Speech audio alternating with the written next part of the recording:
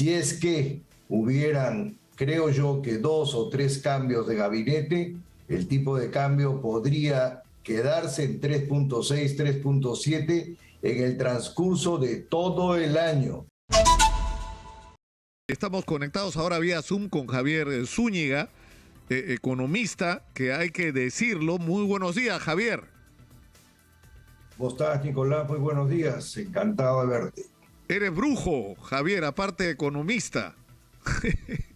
Porque recuerdas que tú fuiste el que dijo, es decir, va a haber una reacción automática. Cuando haya signos positivos en materia política, esto se va a reflejar en primer lugar y antes que en cualquier otra parte en el dólar. Y suácate, pasó. Sí. Es impresionante lo que ha ocurrido.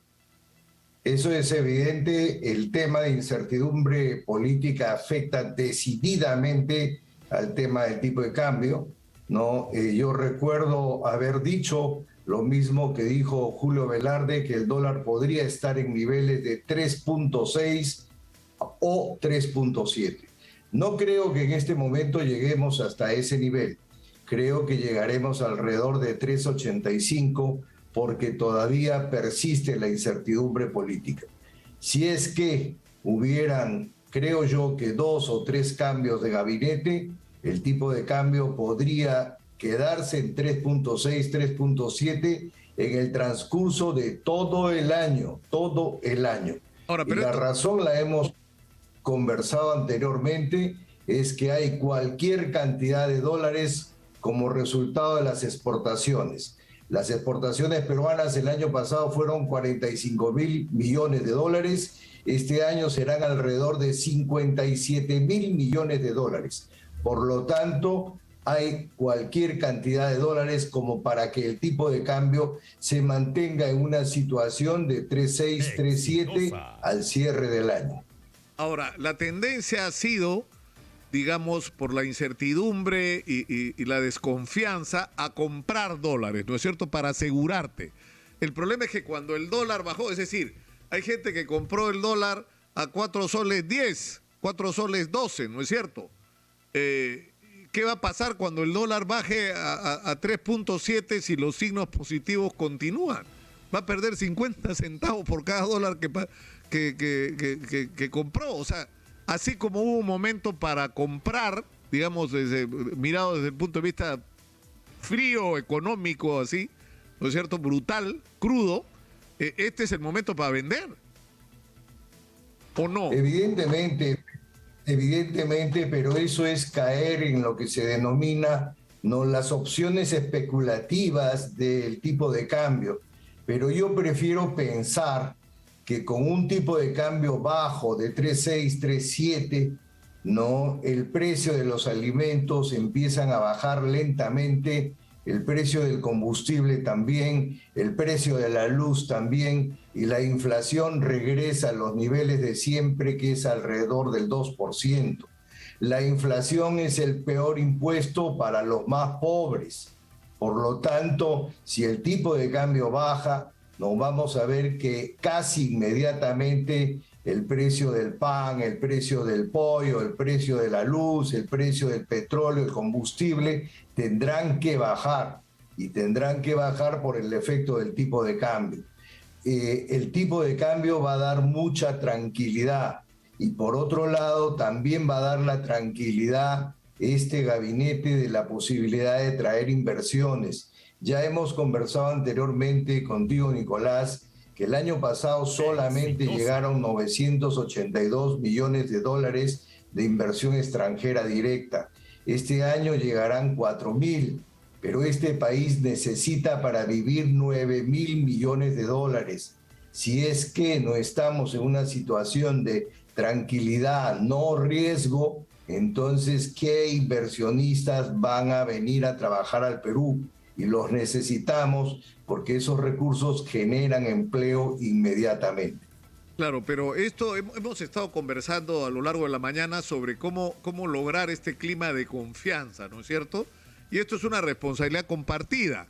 Ahora, el gobierno ha dado señales positivas con los cambios, ¿no? Que al señor Vladimir Cerrón no le han gustado nada. Él dice que este es un gabinete de centro derecha, no sé de dónde ha sacado eso, pero en fin. porque él se toma a sí mismo como el referente de lo correcto, pero bueno, cada uno con su, ¿no? Con sus convicciones. Pero también es importante, así como ha habido gestos por el lado del presidente, que haya gestos de quienes todavía no se sacan de la cabeza la vacancia, porque cuando, ¿no es cierto?, viene un inversionista y habla con un empresario o con un consultor, entre comillas, y el consultor le dice, no, acá de repente hay vacancia, están juntando votos, entonces, eso es un factor de inestabilidad. O sea, eso te crea también un nivel de desconfianza en el país, ¿no? Yo creo que lo que tenemos que buscar es la tranquilidad. Tenemos que ya calmarnos, ¿no? Y buscar la tranquilidad, porque si no hay tranquilidad, la economía se va a desestabilizar.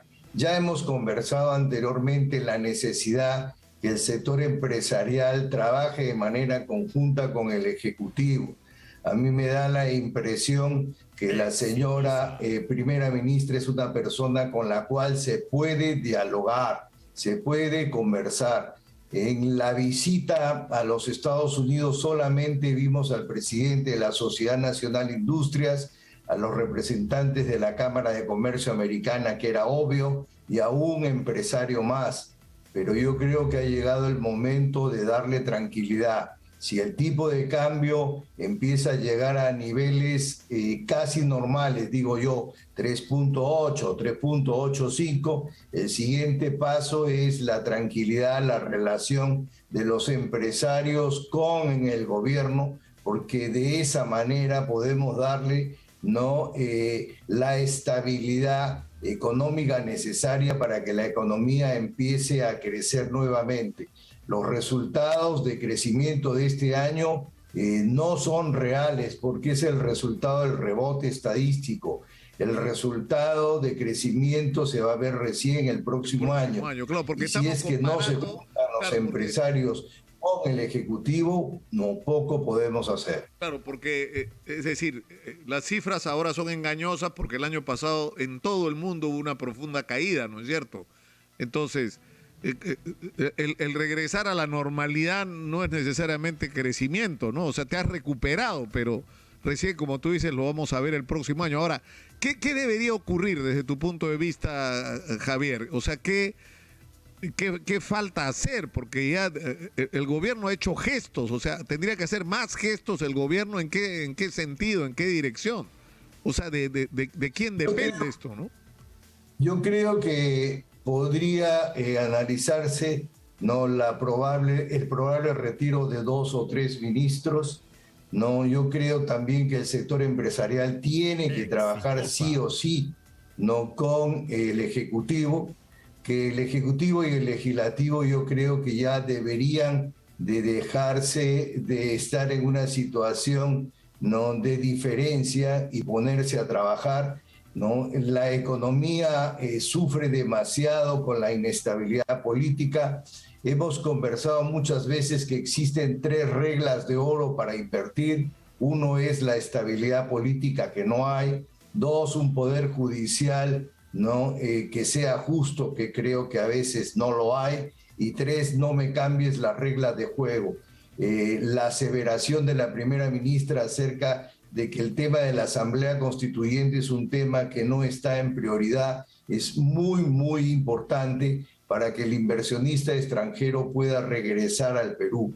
Repito, este año solamente hay 4.000 millones de dólares de inversión extranjera directa y este país necesita alrededor de 9.000 promedio. Ha habido años en donde han llegado 22.000 millones de dólares. Por lo tanto, no hay que abrir las puertas para que la inversión extranjera pueda regresar al país, y para ello se requiere, no, la unión, el trabajo del Ejecutivo, no, con el sector empresarial y del Ejecutivo con el Legislativo. Yo creo que dejémonos un momento del tema de la vacancia y pongámonos a trabajar, porque la economía necesita tranquilidad y no la hay.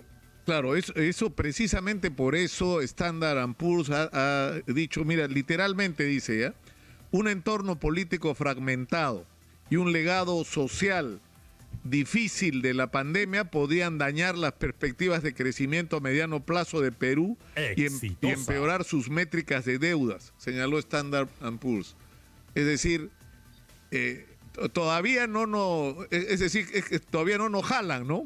O sea, si estuviéramos en un examen, ¿no es cierto? Nos están llamando la atención, digamos, ¿no? Gracias a Dios, Standard & Poor's no nos ha bajado de escalón como lo ha hecho Moody's y solamente ha pasado de una situación estable a negativa. Es como haber pasado de 14 a 13,5, pero no nos ha bajado de escalón. Si nos bajara de escalón, me preocupa más la calificación de Fitch. Son 3 las clasificadoras de riesgo mundial. Moody's ya no bajó de escalón. Standard & Poor's, que es muy dura, nos ha dejado prácticamente en la misma situación. No, espero que Fitch también actúe en la misma situación de pasar de estable a negativa, pero que no nos baje de escalón. El bajarnos de escalón significa que se incrementa el financiamiento externo, por lo tanto los créditos se hacen más caros para el Perú. Ojalá que eso no ocurra. Y para que eso no ocurra, no tiene que el Ejecutivo trabajar con los empresarios, tiene que el Ejecutivo y el Legislativo ya trabajar. Yo creo que el seguir pensando en la vacancia afecta decididamente al desenvolvimiento de la economía. Y si es que afecta a la economía, no habrá trabajo, el tipo de cambio volverá a subir, la inflación volverá a subir, etcétera, etcétera, etcétera. Ahora, hay un tema que es innegable, ¿no? Que parte de la campaña de Perú Libre fue la difusión del reclamo de una asamblea constituyente. Exitosa. ¿No? Y aunque yo creo que sería absolutamente arbitrario decir que ¿no es cierto? Los más de 8 millones de personas que votaron por el profesor Castillo votaron por una asamblea constituyente. La gente votó tú lo sentías cuando abrían los teléfonos, ¿no? La gente estaba cansada de los políticos tradicionales, estaba molesta por la situación, la gente quiere cambios. Ahora, hay que procesar estos cambios, Javier. Y el problema es cuál es el mecanismo que vamos a utilizar, ¿no? Hemos estado hablando hace unos minutos con Ricardo Márquez, presidente de la Sociedad de Industrias, sobre el papel que podría cumplir en este contexto el Acuerdo Nacional, ¿no? Que es una institución donde participan prácticamente todos los sectores de la sociedad peruana, ¿no? Y él lo resumió muy bien el nivel de representación que tiene, pero algún espacio hay que encontrar para canalizar esta discusión, incluso más allá del Parlamento, ¿no? Es evidente que el pedido de 8 millones de habitantes para cambiar la Asamblea Constituyente está vigente, pero también es cierto que esa asamblea permitió el crecimiento permanente de la economía peruana. Ciertamente hay que cambiar algunos aspectos, hay que hacerlo, ¿no? Yo creo que hay que llevarle el corazón social, ¿no?, a la Constitución del Perú, pero son temas que hay que cambiar. Me parece una buena idea del presidente de la Sociedad Nacional de Industrias, que a través del Acuerdo Nacional, pero es el Congreso al quien le corresponde hacer los cambios. Si van a seguir en una situación de permanente pelea y divergencia con el Ejecutivo, nunca va a haber cambios. Y es allí en donde deberían de empezar a hacer los cambios para que la población sienta por lo menos que la Constitución está variando. Si no se producen esas variaciones, lógicamente hay un grupo de peruanos que estará disconforme con el tema, ¿no?, de la Constitución desde el ámbito o del periodo económico. Claro, lo que a mí me resulta perturbador, Javier, es que se está hablando por un lado y están recogiendo firmas para que no haya asamblea constituyente, que tienen, dicho sea paso, cerca de 1.300.000 firmas, me han contado el día de ayer. Y por el otro lado están recogiendo firmas para que se haga un referéndum para una asamblea constituyente. Pero lo que no se está discutiendo es qué diablos es lo que se quiere cambiar, ¿no es cierto? ¿Qué es lo que debería ser el centro del debate?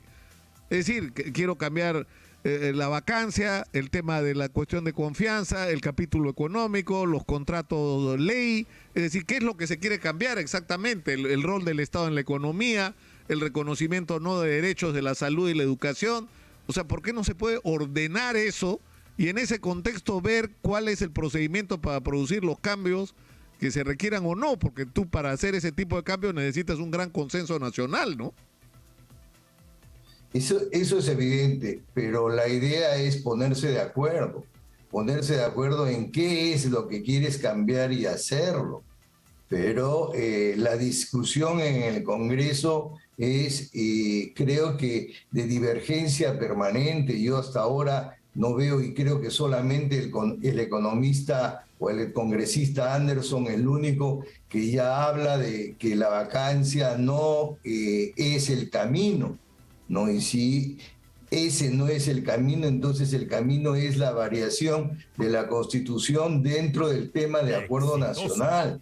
Pongámonos de acuerdo entre los peruanos, por favor, porque si no la economía va a sufrir, sí. Y al sufrir la economía no va a haber empleo. Javier, me piden si podrías explicar rápidamente por qué es tan importante lo de estas calificadoras de riesgo, ¿no es cierto? Lo de Fitch Ratings y Standard & Poor's, ¿no es cierto? ¿Por qué es importante?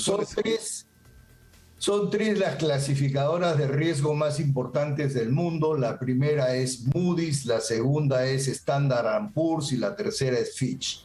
Son organizaciones que se dedican a calificar a los países y calificar, ¿no?, el riesgo de las grandes empresas internacionales, ¿no? La calificación va desde A hasta deficiente. No, si es que eres un A, quiere decir que no tienes ningún riesgo y lógicamente el costo de levantar dinero es bajísimo, pero si eres deficiente el costo de levantar dinero es altísimo. Por ejemplo, un país como Venezuela y Argentina están en situación de economía deficiente, por lo tanto, si van a salir a levantar $1.000 millones, le va a costar pues 7-8%. En el caso peruano, si va a levantar $1.000 millones, le va a costar 2-3%. Claro, en el caso de Estados Unidos, si levanta $1.000 millones, le va a costar 1%. Claro, por nosotros somos BBB más, ¿no es cierto? Nosotros estamos bien calificados pese a todo, ¿no? Nosotros estamos bien calificados, nosotros estamos, o sea, en el mundo en el mundo latinoamericano, primero está Chile y después está Perú, después está Colombia, después está México. O sea, Perú mantiene, a pesar de todas las circunstancias que hemos vivido, todavía mantiene una calificación de riesgo interesante. Moody ha bajado de A a un nivel de B, un escalón. Standard & Poor's está en nivel de B, no ha bajado escalón, pero lo ha pasado de situación estable a negativa. Y falta Fitch, ¿no?, que diga cuál podría ser la calificación. Bueno, en todas las circunstancias estamos todavía en un nivel de clasificación adecuada. El ministro de Economía está haciendo un buen papel, no lo está haciendo mal. Nos estabas diciendo que crees que la performance de Pedro Franque, digamos, es la conveniente. Digamos, estamos en un gobierno de izquierda, de eso no hay duda, ¿no es cierto? Pero es decir, es el comportamiento de un ministro de Economía razonable, realista, ¿no es cierto? Práctico. A mí me parece que sí. La verdad es que no me interesa de cuál es su camino político. Lo que me importa es que está haciendo las cosas bien, es consciente con el tema del déficit fiscal, por ejemplo. Eso significa que no va a gastar por gastar. Es un profesor de economía. Los profesores de economía casi no nos equivocamos. Sería el colmo que nos equivocáramos. Y está bien que se haya ratificado al presidente del Banco Central Los tres directores que han puesto son profesores de economía de dos reputadas instituciones académicas, por lo tanto yo creo que está haciendo las cosas bien, ¿no? El tema de estabilidad política no le corresponde al ministro Franque, le corresponde al Ejecutivo, pero también le corresponde a los ciudadanos comunes y corrientes. Los empresarios, creo que fuera de Ricardo Márquez no veo a más empresarios tratando de buscar no concordancias con el Ejecutivo. Por lo tanto, yo creería que el empresario tiene que trabajar con el Ejecutivo y el Ejecutivo tiene que trabajar con el Legislativo. Yo creo que el tema de la vacancia, ¿por qué no pisamos la pelota un rato y descansamos? ¿No? En términos futbolísticos, y nos dedicamos a ver qué hacemos con la economía. La economía tiene que recuperarse y tiene que recuperarse de una situación catastrófica, menos 11.1% el crecimiento negativo más bajo del mundo. Por lo tanto, yo creo que hay mucho por hacer y yo lamento que en la reunión de los Estados Unidos fueran solamente 2 empresarios peruanos. El resto está mirando la televisión o esperando qué pasa. Y si seguimos esperando qué pasa, el inversionista extranjero no va a venir. Y si no viene el inversionista extranjero, ¿cómo vamos a tener recursos para vivir? Por lo tanto, por favor, Nicolás, por intermedio tuyo, pidamos tranquilidad. La idea de Ricardo Márquez del Acuerdo Nacional me parece adecuada, ¿no? El camino no es cambiar la Constitución, sino algunas partes de ella, y de esa manera no trabajar de manera conjunta. Peleándonos no vamos a ir a ningún lado, al contrario, la señal hacia afuera es pésima. El inversionista no va a venir al Perú de ninguna manera, en un país que se pelea permanentemente, ¿no? Ojalá que tu mensaje sea escuchado, Javier. Un abrazo, muchas gracias. Igualmente, un fuerte abrazo, gracias.